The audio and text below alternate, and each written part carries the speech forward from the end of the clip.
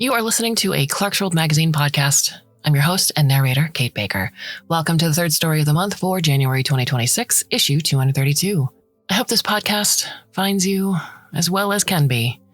And I want to thank you from the bottom of my heart for showing up and listening, for sending emails, for letting me know how you feel about a certain story, or if you have any sort of feedback for the episode itself. I want to thank you for going to patreon.com/Clarkesworld. Without your support, we wouldn't exist. So thank you for granting me the permission to continue doing what I'm doing, what we're all doing here at Clarkesworld. Our story is titled Donor Unknown and is by Nika Murphy. Nika Murphy is a Ukrainian-born writer of speculative fiction. Her stories have appeared or are forthcoming in Clarkesworld, Apex, and other fine venues and anthologies. She lives in Florida with her family. And if you like what you hear, you can go back to A Guide to Matchmaking on Station 9 and The Art of Navigating an Affair in a Time Rift. So, my dear listener, I hope that you can sit back, relax, and let me tell you a story.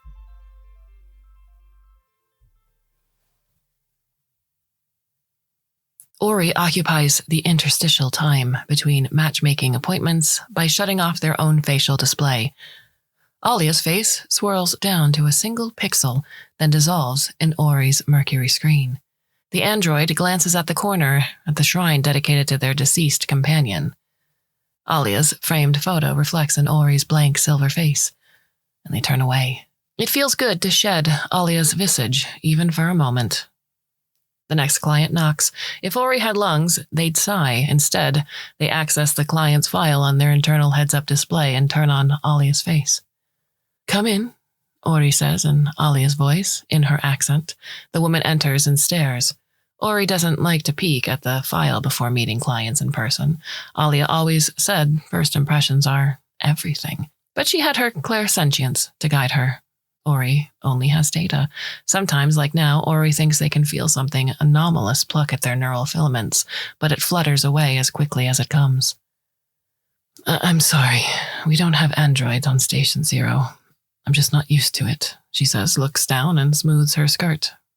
"There are no androids anywhere in the solar system, except Station 10, Alia says, and gestures for the woman to sit. Behind Alia's face, Ori analyzes. The woman is well put together. The clothes are expensive, tailored. Micro-scarring along the ears and hairline indicate she's had work done. Implants, probably, maybe some wrinkle smoothing, definitely follicle transplants. Not cheap. Neither are her diamond rings and gold bracelets. Antiques, surely. A shiver travels up Ori's spinal wiring like a centipede, leaving memories in its myriad footprints. Memories of 20 million androids looted for their precious metals and diamond cores before humans started mining the asteroid belt. Memories Ori will never forget. "Tell me, what are you looking for?" Alia says. Ori suspects she's a high-strung type who wants to find a partner to build wealth. She doesn't seem like the type who believes in love, arranged or otherwise. Alia would have used her psychic powers to tap into the woman's energy, feel her out. She claimed it was like tuning into a radio signal. Ori's tried installing different antennae over the decades. None picked up auras. The woman doesn't respond. She stares at Alia, through her, at Ori. Ori thinks they can sense something around her, an info ghost like Alia's inside Ori's head. They dismiss it as an amalgamation of body language, breath patterns, pulse rate, eye movements. It's uncanny. The mannerisms, the accent. It's like she's really here, says the woman. "Excuse me." "My grandmother knew Alia. They were colleagues or schoolmates. I can't remember. But I've seen videos and you really nail her. How do you do that? Is it a program? Some kind of memory graft?" She reaches out across the desk. Her hand nearly touches Ori's face. Ori flinches. Alia's face flickers, then settles. 20 years of neural mapping. Now please tell me what you are looking for in a partner. My database spans 6 stations. There is a high chance your soulmate is among them, Ori says, injecting confidence into Alia's voice. The woman shifts in her seat, takes a long sip from a glass of water, coughs daintily into an embroidered handkerchief. Ori resists the temptation to peek at her profile. They try a different approach. Oh, why don't you tell me something about yourself? What do you do for work? For leisure? Do you like to travel, or... I'm not here to find a soulmate, she says. All right. We also offer matchmaking services for genetic compatibility if you are looking for a sperm donor, though at your age, are you still capable of bearing children? Ori's irritation lets Alia's directness take over. No, I mean, yes, but I'm not looking for a sperm donor. I'm looking for a painting. Unable to resist any longer, Ori scans the woman's profile. Her name is Eugenia Rosenthal, 39 years old, never married, heir to the rose gold mining fortune. On paper, she is the perfect client. Deep pockets, at the right age where she is just desperate enough to give matchmaking a real chance. Except she's not looking for marriage. She's looking for a damn painting. Miss Rosenthal. Jenny, I'm afraid I can't help you. Sorry for any inconvenience or miscommunication. I wish you luck and health and happiness. Have a good day. Ori is already looking forward to getting some time to themselves before the next appointment. They archive Jenny's profile. Only Jenny isn't moving. Jenny, Miss Rosenthal, you may leave now. Please, I need your help. All his help. I have nowhere else to go. Ori agrees to hear out Jenny with no guarantees they could help in any way. After Ori is done with the rest of their appointments, they meet Jenny in front of a coffee kiosk along the main promenade. She waves at them from a bench overlooking the sun. This is Ori's favorite part of the ring. If they stand at just the right angle between the ring's spokes, they can see the entire station at a glance. A city in a wheel, forever spinning, just like the clockwork within Ori. I'd get you a coffee, but I don't think androids drink, she says. I don't have a mouth, Ori says, and turns off Ollie's face for a split second. It's not safe for them to walk around faceless. They signed a contract with the government that allows them more freedom than most androids, but it comes at the cost of giving up their identity and presenting as Alia in public at all times. Well, where should I begin? Jenny asks. Oh, show me the painting, Ori says, making sure only to use Alia's voice. Of course, Jenny says. She fumbles with her phone and after a few frustrated swipes, finally pulls up a photo and hands it to Ori. Ori consults an image database, but nothing comes up in their search. It is a painting of a woman in the Impressionist style, wearing a coat made of elaborate and colorful patterns. The search database suggests it may be a Gustav Klimt painting, but Ori's or maybe Alia's gut tells them it's not a Klimt. Who is the artist? Ori asks. A woman named Lena Klein, a muse and benefactor to both Klimt and Sheila. This is a self-portrait thought to be painted around 1915, though the exact year is not known. Ori examines the painting, zooms in on the details around the eyes and hands. There's a tenderness to the brushstrokes not present in her male contemporary's work, an almost indecisiveness, as if her hand hesitated at every moment. This affects Ori in a way they did not anticipate. A flash of memory stuns them momentarily, a memory of Ori splayed open on a workbench, their maker hunched over them, his hand frozen inside them. They reset but missed the last 10 seconds of the conversation. I'm sorry. Can you repeat that?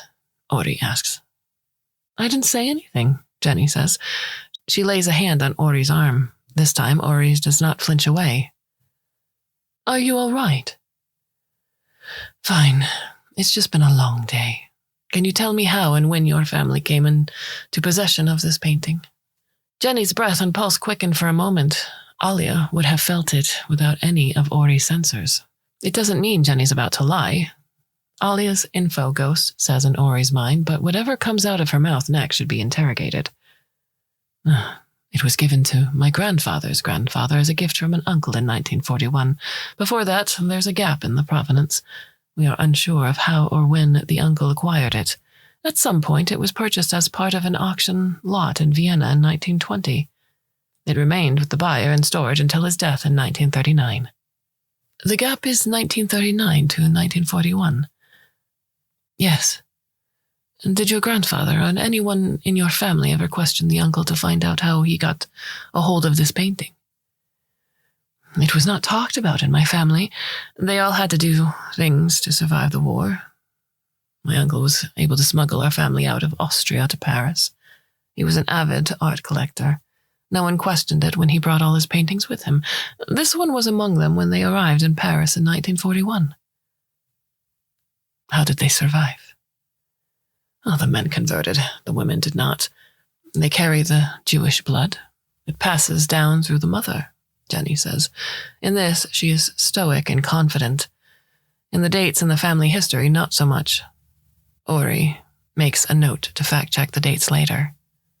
And when did the painting go missing? 10 years later, in 1952, the uncle died, and with him all his connections. The family was forced to flee again. They went to America. The painting was never seen again. Ori realizes they want to take this case. It would be a welcome reprieve from the monotony of matchmaking. They would be doing something new, using their skills, not Alia's, even if they did have to wear her face. Still, there was something Jenny was hiding, and that could lead to trouble. Why this painting? You said there were many others. There was a rumor in the family that Lena was actually my great-something grandmother.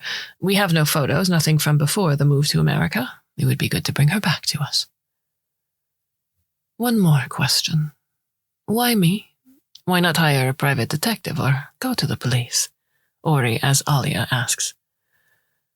My grandmother trusted Alia. It was her last dying wish. She wanted me to find you, to tell you that you owed her, that you were the only one who could find the painting. People lie for all kinds of reasons. You don't need truth to make a match, Alia's info ghost squawks.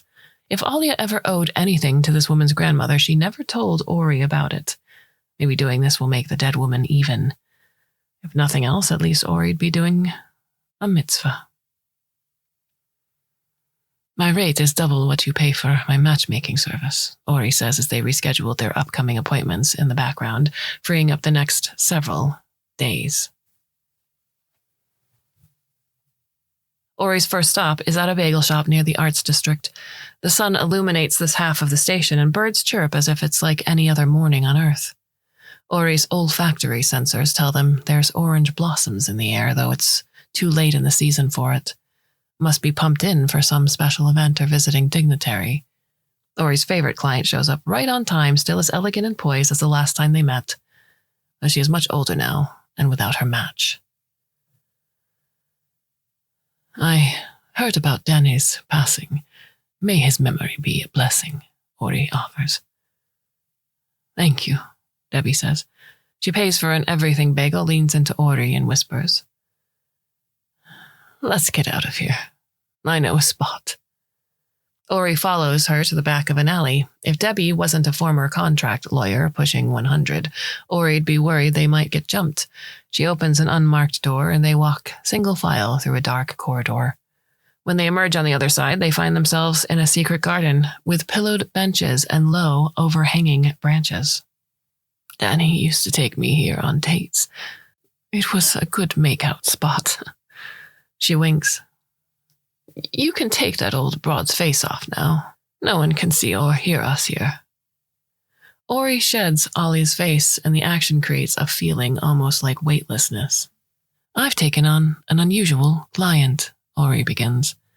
I'm already intrigued, but get to the point, Orichka. I have a brunch date with the Historical Society ladies at 11 o'clock, she says. She opens her bagel, tears off a piece, and tosses it into the grass. An enormous peacock with a collar around its neck emerges from behind a bush and begins pecking at the crumbs. Very well.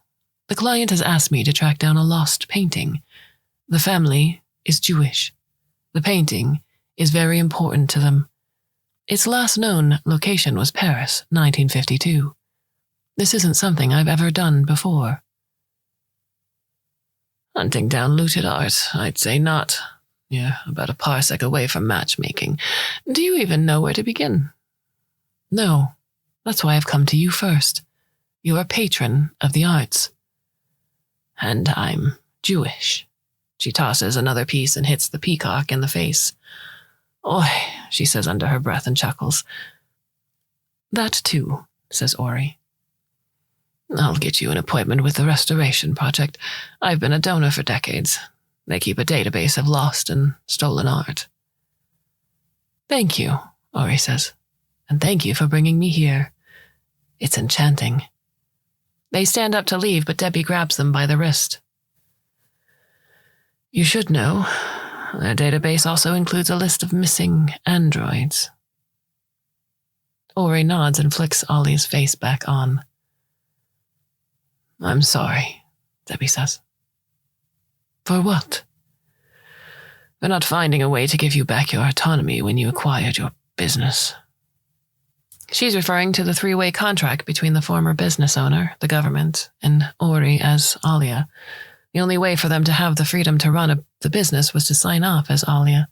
That freedom did not extend to other things like opening a bank account or traveling outside of Station 10. They were bound to Alia as they were bound to their maker. Ori glances at the peacock. The creature spreads its iridescent feathers. All that majesty chained to its square of dirt, surrounded by four walls. We all do what we must to survive, says Ori.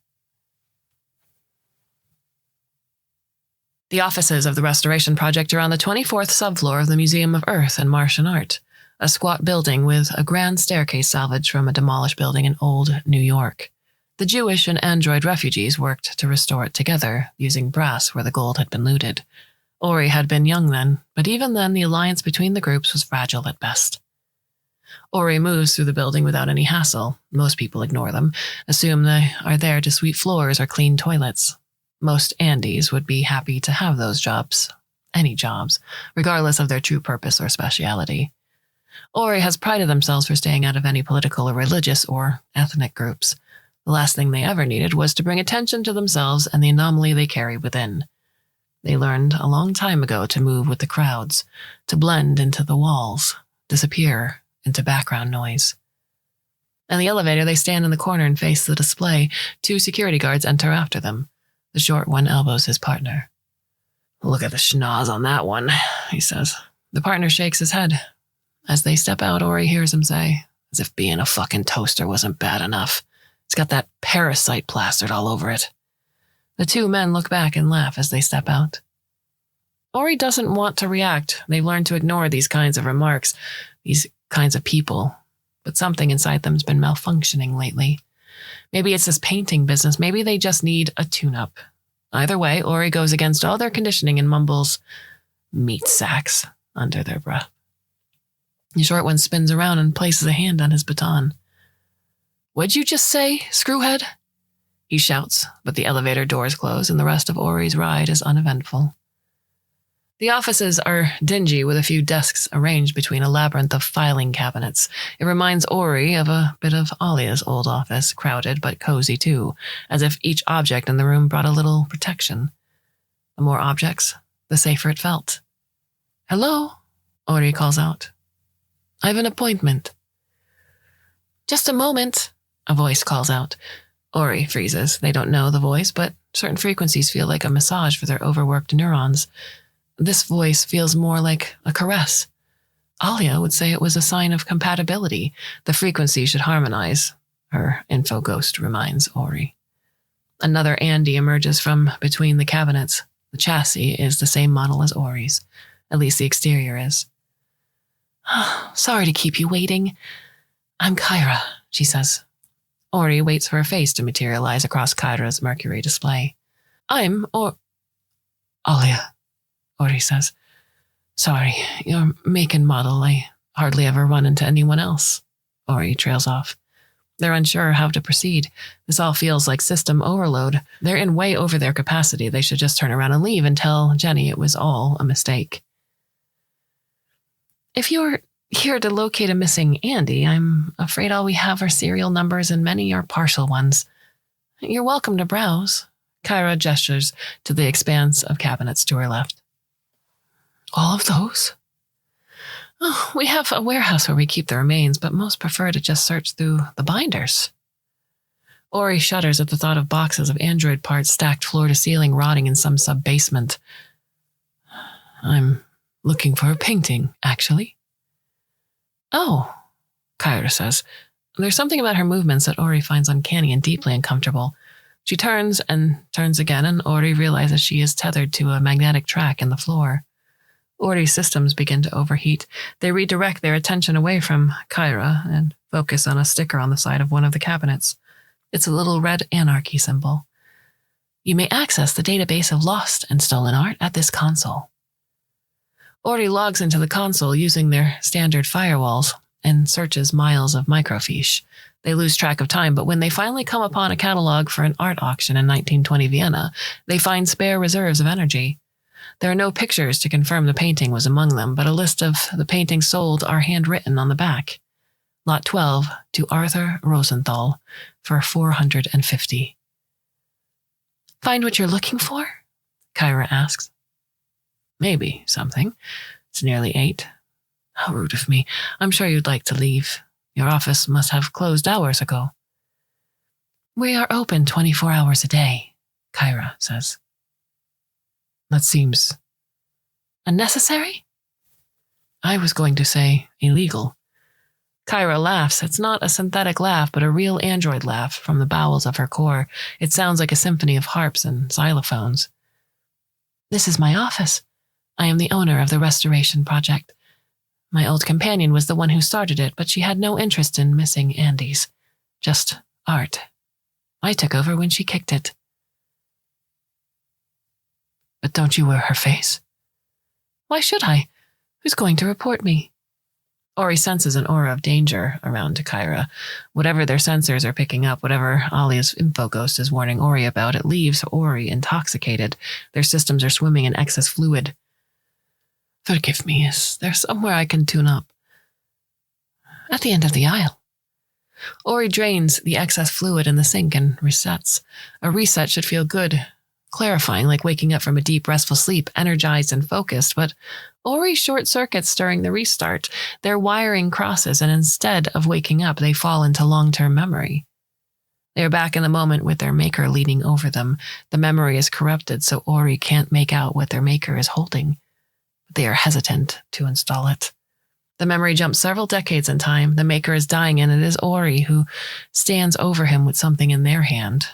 Again, the memory is corrupted. Again, Ori can't make out the object. The maker grabs Ori by the wrist. You must do this, he says. My column, my son. Ori force restarts, and this time, the wiring realigns, and they find themselves staring into the mirror, their blank face reflecting back at them infinitely. Kyra raps on the door. You all right in there? Fine, Ori responds and exits. Can I ask you something? You want to know about the tracks, Kyra says. Ori nods. Kyra steps away from the track and twirls. You ever watch a spider making a web? She asks as she walks back to her desk, weaving between cabinets. I've seen it, yes, Ori follows. The pattern is how it thinks. Their brains are too small to hold all their ideas and philosophies. The webs are how they get their thoughts out. The track helps you think, Ori asks. They don't understand. The track is where I develop all my ideas and philosophies, Alia. Ori senses something hostile wafting off of Kyra. They do not want to hang around to find out. Thanks for letting me stay so late.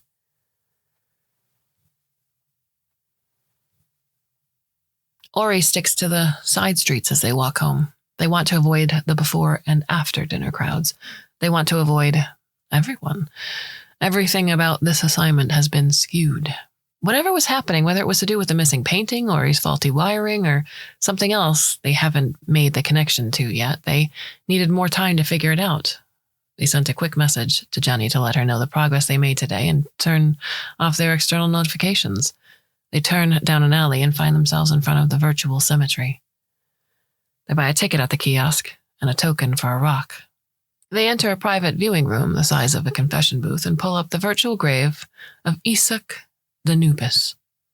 Ori dismisses a pop-up ad for a bouquet of flowers. They slide the token into the slot, and a virtual rock appears on top of the gravestone. It is the only rock there. Isak has not had any other visitors in the last 7 years. I don't know what I'm doing, old man, Ori says. I thought I was helping our community when I became Alia's companion. Ori turns the words over and over in their mind and rephrases their last comment. When she bought me, Ori says at last.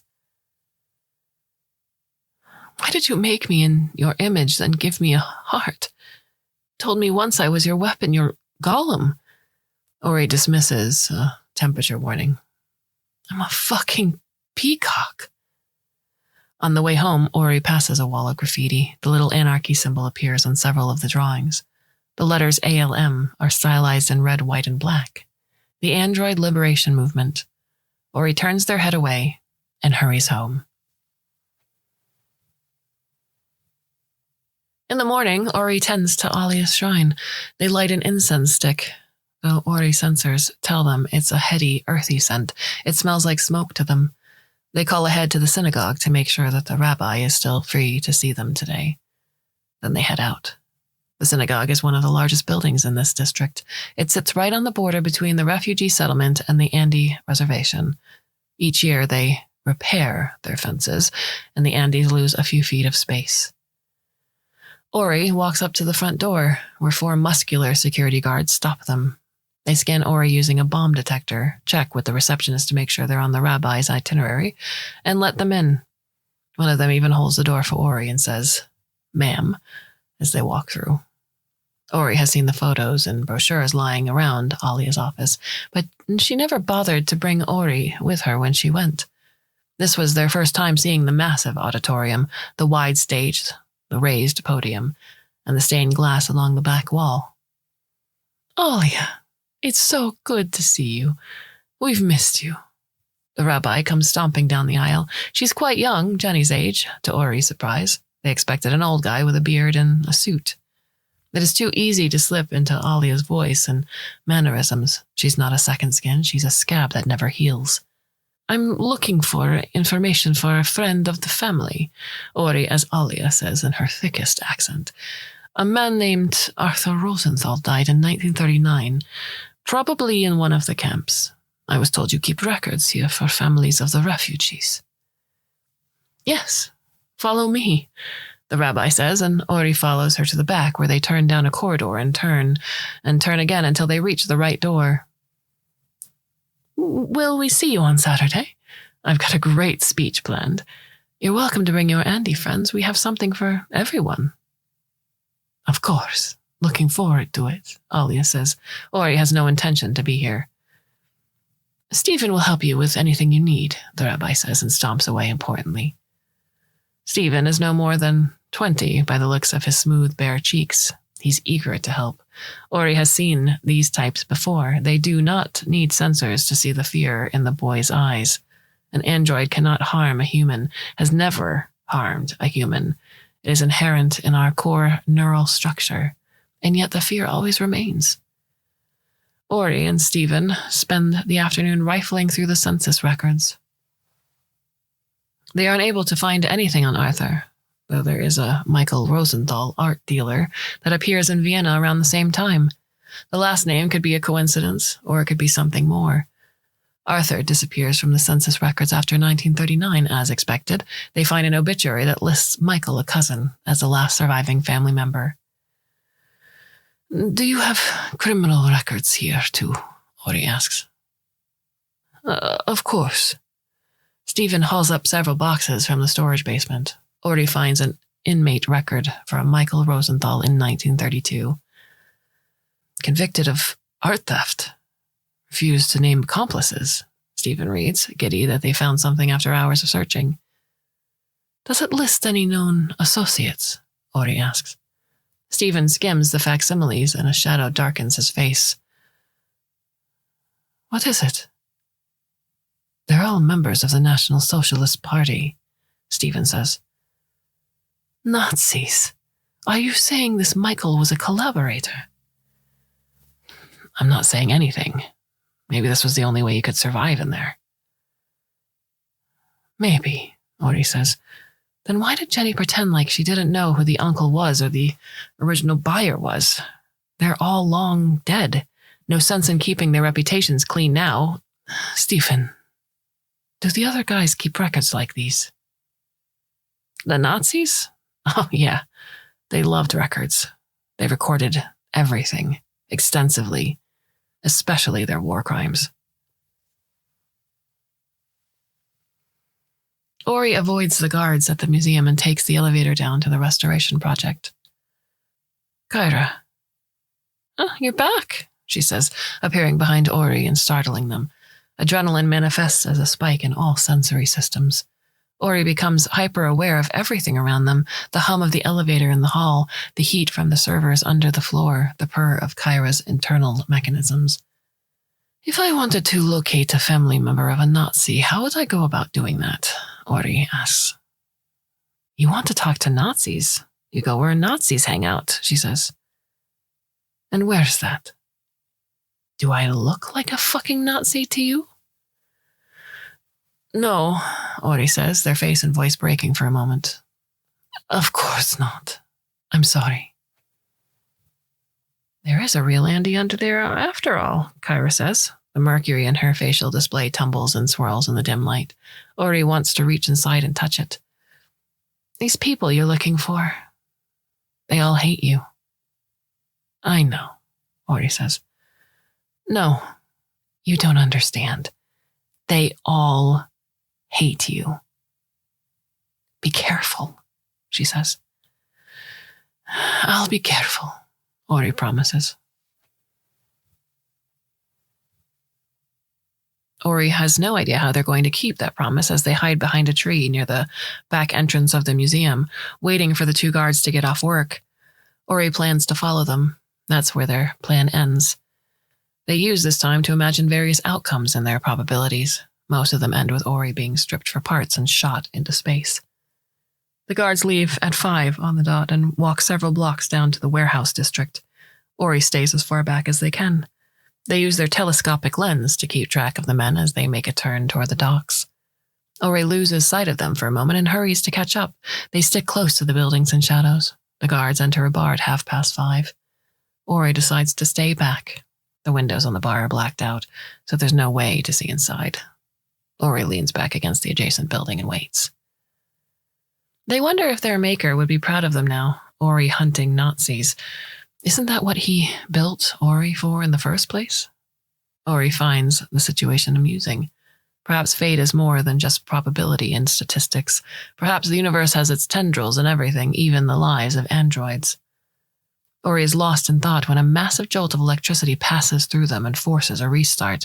Again, Ori's mind is forced down a long-term memory. Again, they lie helpless on their maker's workbench. Again, they lean over their maker on his deathbed, then Ori is shocked back into themselves once again. Ori awakes to find themselves restrained to the back of a bar stool with electrodes connected at their chest and their templates. Ori follows the wires to a generator and a very angry guard with his finger on a power button. I suppose pleas from a little old lady won't get me anywhere here, says Ori as Alia. A jolt of electricity passes through them, sending them back to the memory again before bringing them back to the stool. Ori tries to analyze their surroundings to figure out which warehouse they might be held in. Visual analysis is slow to boot up after the last shock. Ori will have to rely on their other sensors. In any case, they are happy to drop Alia's persona, even if Ori's own sparkling personality is lost on them. Why were you following us, huh, Screwhead? Ori recognizes the short guard from the elevator. The idiot still has his badge on his hip. His name is Nelson Amish. A cursory search pulls up his assault record. All charges dropped, all 6 times, must have friends in high places. I'm looking for a painting, Ori says. Another burst of electricity fires through them, zapping neurons and nerve endings, sending sensors haywire. The olfactory ones fire at maximum and overwhelm Ori's mind. The guards sweat and deodorant. A dead rat decomposing a few paces away, rotting cardboard, the sweet scent of Ori's own coolant. All these mix and mingle and block Ori's ability to think straight, to think analytically. strategically. Ori's maker's visage floats in their periphery. They turn away from Ori. You've failed me, Isak says. Please don't leave me here alone, Ori cries and hugs Isak's leg. Did they beg like this in real life, or is this a false memory? Why are you sniffing around Doc's pub? The taller guard asks. I was following you. I needed information on the painting. Thought you might know someone who knows someone who knows something. Well, we don't know shit, the short one says. Who are you working for? Who sent you?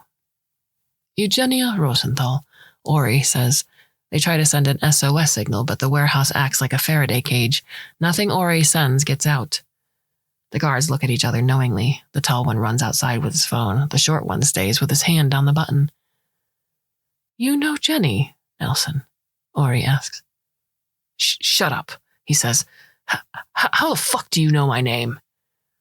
You still got your badge on, you wet-boned sausage, Ori says, tense and ready for the jolt of electricity raging through their body. Nothing prepares them for this deep drop into long-term memory.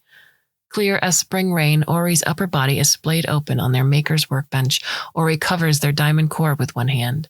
Their other hand holds back Isak's. Let me do it, Ori, Isak pleads. His hand is shaking, but he is not forcing it. He is waiting for Ori to let go. I'll be a monster. Proof of everything they accuse us of, Ori says. You'll be my weapon, my son. I made you out of mud and my own bones. My DNA runs through you, which means David and Solomon and Moses are within you. Ruth and Esther are your mothers. Be God's sword, his staff, and perform his miracles, if not on earth, then here on Station 10. No, please, don't, Ori begs. You will always have free will, my son, my golem. Now move your hand, Isak says, and Ori's grip softens. The alteration overrides the core psychic structure of Ori's neural network. They are no longer prevented from hurting humans if they wish. The choice is theirs. No one could command them, not even their maker. Ori's body twitches and convulses. They jump into the other memory. Ori leans over an old and dying Isak. Man forces a pillow into Ori's hand. Ori does not want to take it. You must do this, he says. My golem. My son. Ori, tired of living in this man's failed revenge fantasies, tired of pretending to be his masculine heir, his clockwork slave, pushes the pillow over his maker's face and stays perfectly still until the man beneath him stops moving, stops breathing. The anomaly inside Ori has always been there. Another jolt of electricity brings Ori's mind back to the warehouse. Toaster oven thinks he's smarter than me, Nelson says. I am over 150 years old, Ori says. They allowed the anomaly to course through them. Not only am I smarter than you, I am stronger. Ori breaks free of the restraints and kicks the generator clear across the warehouse. Nelson makes a run for it and Ori gives chase. At that moment, a figure enters through the side door and yells for Ori to stop. Jenny stands silhouetted in the doorframe, wearing a multicolored floor-length coat. She looks just like the woman in the missing painting. Would it be possible to speak to Alia, please? Jenny asks. Every one of Ori's systems are throwing up warnings internally. On the outside, they remain calm and still. I'm afraid Alia is indisposed at the moment, Ori says. Perhaps you and I could talk, then? Jenny says. Ori looks around and spots the two guards hiding behind Jenny. Maybe a change of scenery would do everyone some good, Ori says. Jenny and Ori ride in a personal subway car heading back to Ori's neighborhood. Care to tell me how you know those kind fellas? Ori asks. Well, they work for me, Jenny says.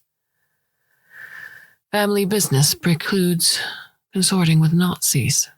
They'd kill you given the chance, you know, Ori says. My family's business has kept us alive through many pogroms. Whatever helps you sleep at night, lady, Ori says. Was the painting even real, or was that some kind of ruse to lead me to your enemies? The painting is real, says Jenny. I know who has it, but she won't return it. She doesn't care about the money. I've tried. I thought you, Alia, could persuade her. You would have found it eventually if my employees hadn't overstepped. Overstepped is quite the understatement, Ori says. You could have saved me a lot of trouble and told me the truth from the beginning.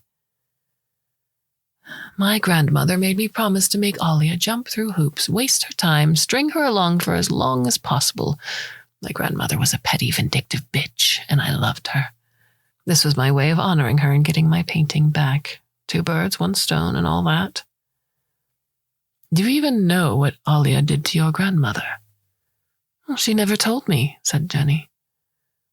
Next stop is mine. Send me the painting's location. Give me 48 hours. The painting will be yours, Ori says. The subway car stops. Ori leaves. They don't bother putting on Alia's face. The woman with the painting lives on Station 11, but agrees to meet with Ori on Station 10 to negotiate its return. Ori waits in the garage of their most trusted friend, Liliana, an android almost as old as them. Ori considers generational trauma. They wonder if they're responsible for the sins of their maker. They never had a bar mitzvah, after all. They wonder if there's a way to reverse the thing inside them that makes them a killer. A little anarchy sticker peeks out from behind a toolbox. One of Liliana's human colleagues wears an ALM shirt. Hey, Alloy. How's gears? Liliana rolls up on custom wheels. Spinning, Ori says. Just need a tune-up. Liliana puts Ori through every possible test and diagnostic. You're 100% optimal, Orishine, Liliana says once she's done tuning and tweaking. Well, aside from your little anomaly, of course. Of course, Ori says. Did you ever figure out what it was? No, says Ori. Huh, Liliana says.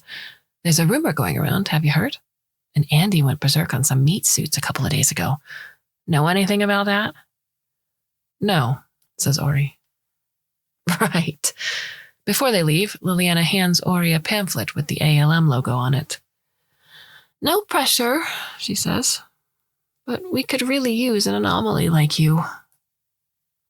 Ori scans it and hands it back to Liliana. Maybe later, Ori says, even though they don't mean it. They don't want to get involved.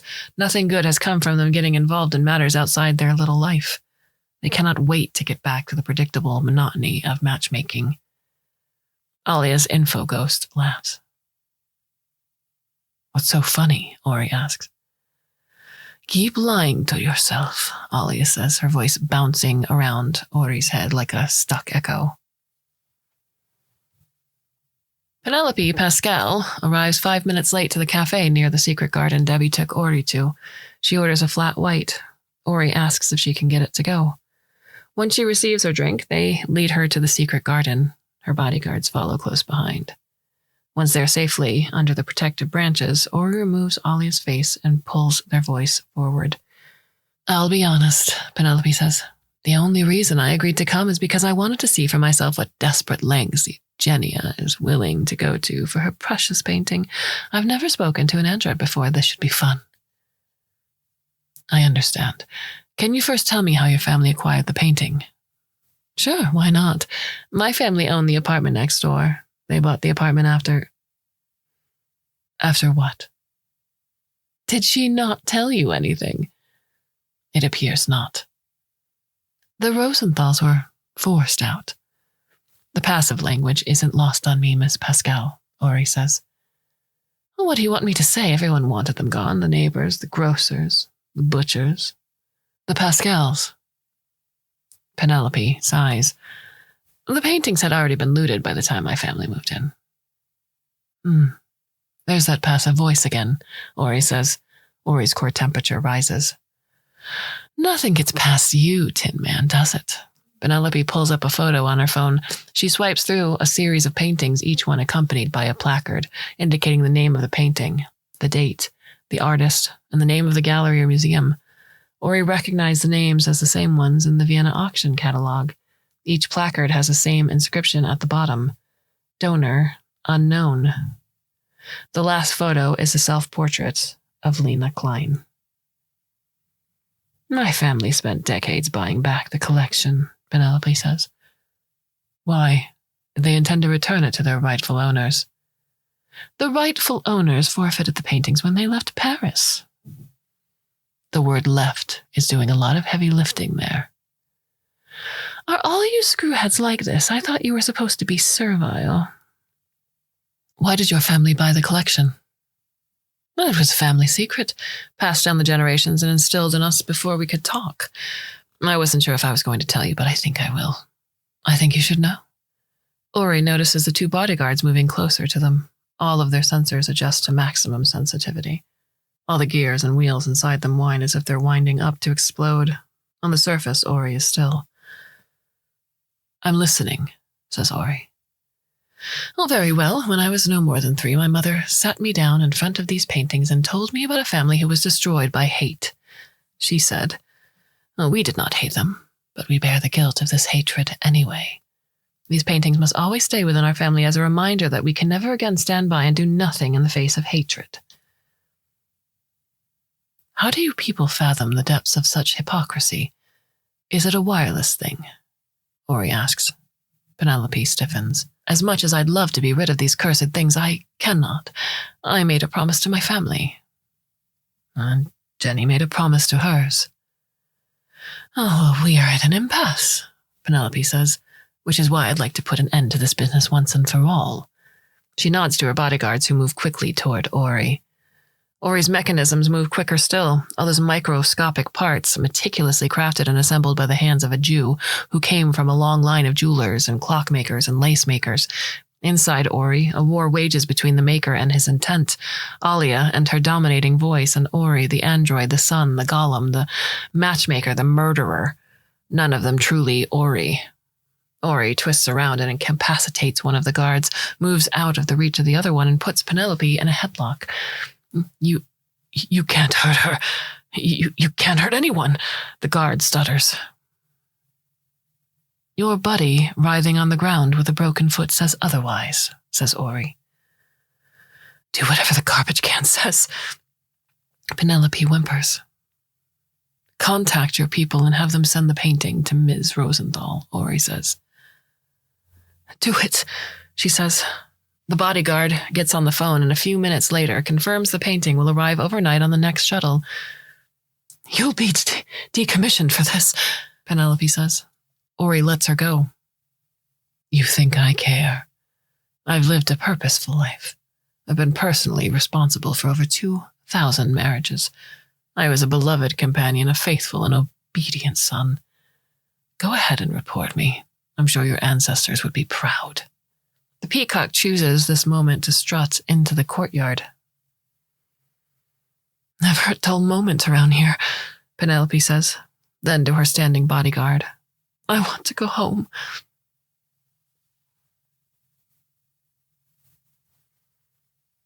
Ori stands outside the gallery where Lena Klein's self-portrait now hangs. The placard next to it reads, Made possible by the generous donation of the Eugenia Rosenthal Foundation. Jenny meets Ori by the entrance.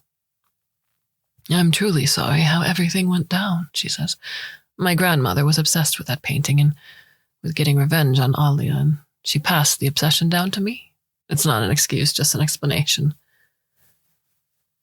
Do you want children? Ori asks. No, says Jenny.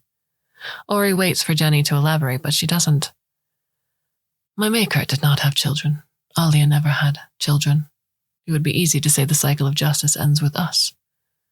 It never ends, does it? It doesn't. There will never be justice for what happened to our people, Jenny says, no matter how many paintings are returned. And for my people? Your people are effectively immortal. You do not suffer from the trauma that passes from generation to generation. Your justice will come when you outlive all your enemies. She stares into Ori's infinite mercury screen. All you have to do is live. Jenny's assistant approaches and pulls her aside to discuss a donation opportunity. Ori flips Alia's face on and walks into the gallery. They move past the other paintings, weaving silently between overdressed people and waiters carrying trays full of champagne glasses. They stand in front of Lena Klein's self-portrait and admire it. In person, the brushstrokes are even more extraordinary. The paint is feathered onto the canvas in paper-thin layers. Lena's skin sparkles with effervescent joy. Her eyes smile as if she's flirting with a lover, but it's a self-portrait. No one else was in the room with her, only a mirror. Lena was her own muse. She loved herself. Ori shuts off all their external sensors and focuses all their energy within, down to the anomaly deep inside. The melody that whispers and whirs and allows Ori to hurt others. They wonder what other ways it will make them unique. What other paths can they take if they reject all their other directives? Perhaps the thing inside them is a soul with its own purpose. Even if Ori does not know what that purpose is, whether it's joining the ALM or expanding Alia's matchmaking business or becoming a private investigator, they vow to pursue joy, to love their true self.